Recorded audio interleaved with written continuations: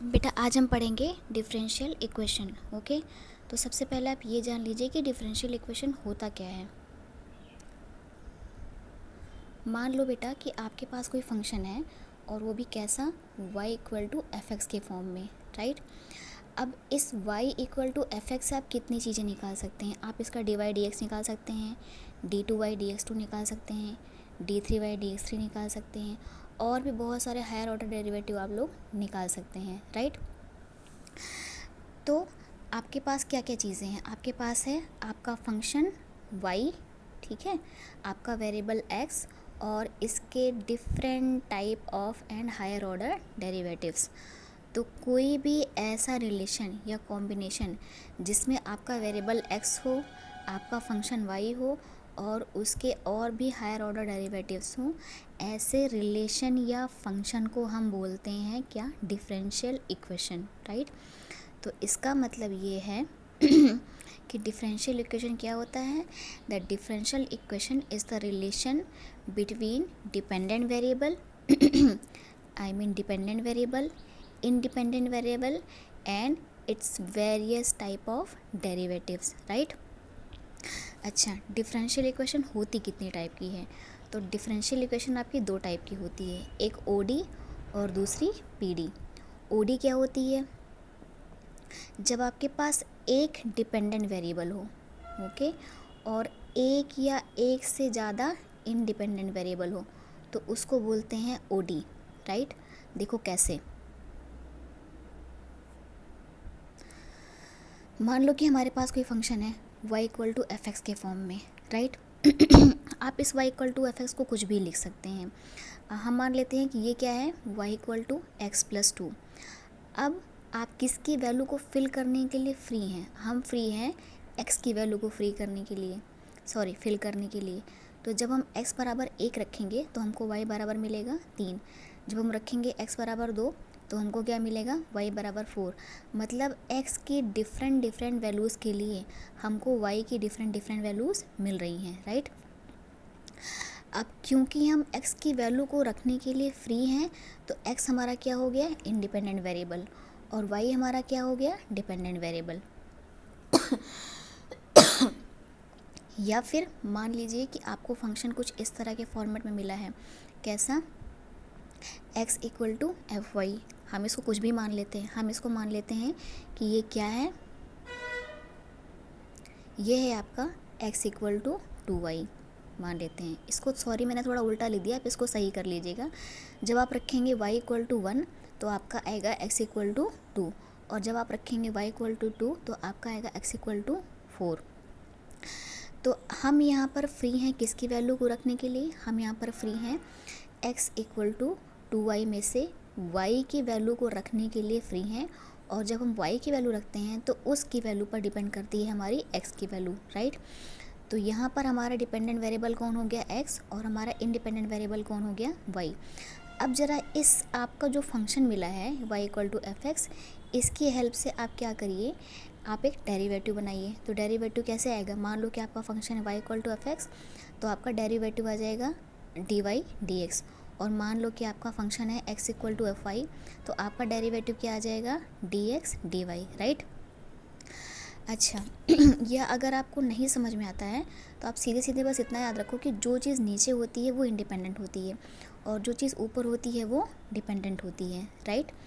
अच्छा, तो जब आपके पास किसी भी फंक्शन में केवल और केवल एक ही इंडिपेंडेंट वेरिएबल हो और एक या एक से ज़्यादा डिपेंडेंट वेरिएबल हो तो उसको बोलते हैं ऑर्डिनरी डिफरेंशियल इक्वेशन, यानी कि ओडी, राइट।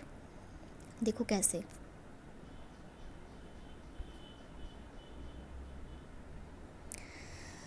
मान लो कि आपको एक फंक्शन दिया है, कैसा, d y d t plus d x upon d t equal to sine t cos t, कुछ भी आप रख लीजिए।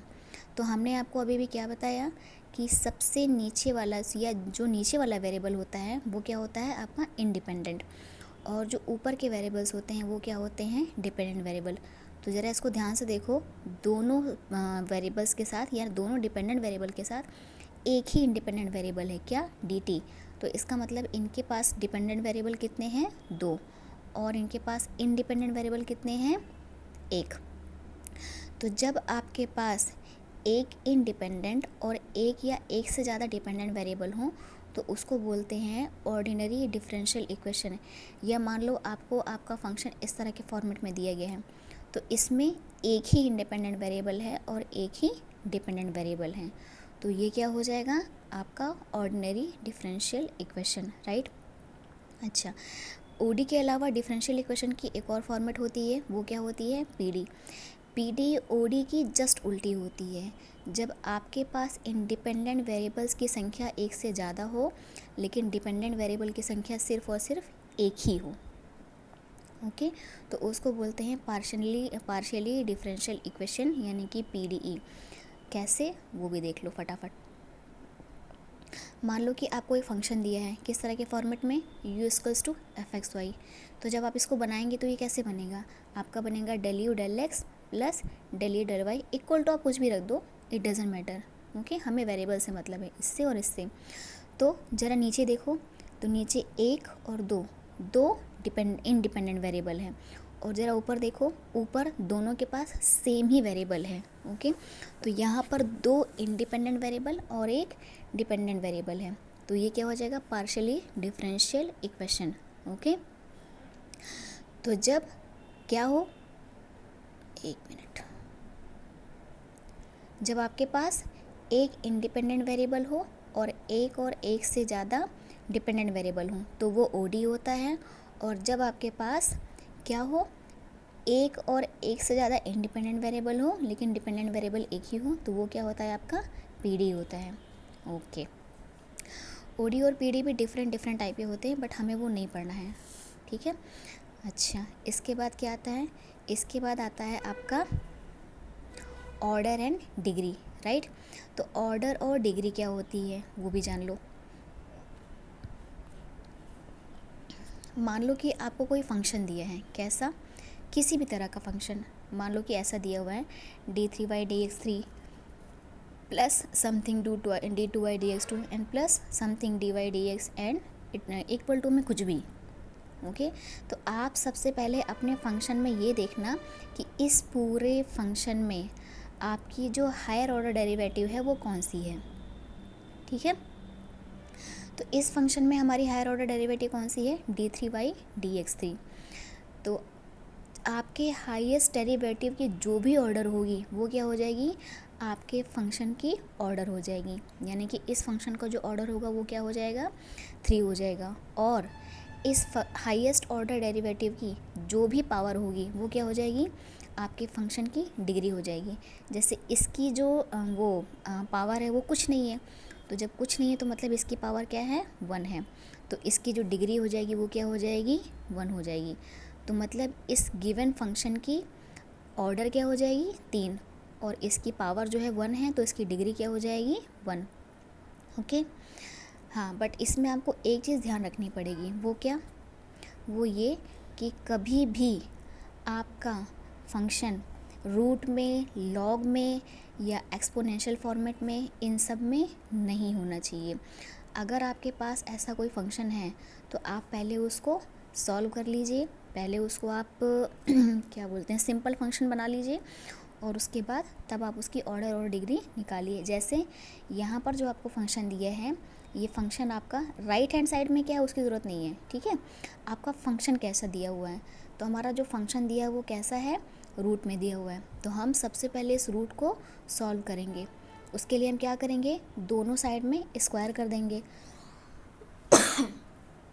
तो स्क्वायर करने के बाद क्या हो जाएगा, आपके फंक्शन से रूट हट जाएगा।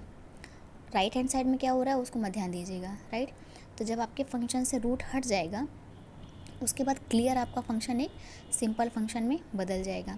अब जब आपका फंक्शन एक सिंपल फंक्शन में बदल जाएगा तब आप इसमें देखिए कि इसमें हायर ऑर्डर डेरिवेटिव कौन सा है। तो इसमें जो हायर ऑर्डर डेरिवेटिव है वो कौन है, d2y dx2, और इस d2y dx2 की जो पावर है वो क्या हो जाएगी, 2। मतलब जो गिवन है वो आप पावर अपनी तरफ से नहीं लगा सकते, जो गिवन है वो क्या है, 2। तो इस फंक्शन का ऑर्डर भी 2 हो जाएगा और इसकी डिग्री भी 2 हो जाएगी, ओके। इस पूरे चैप्टर में, मतलब इस टॉपिक में आपको केवल अभी इतना ही पढ़ना है।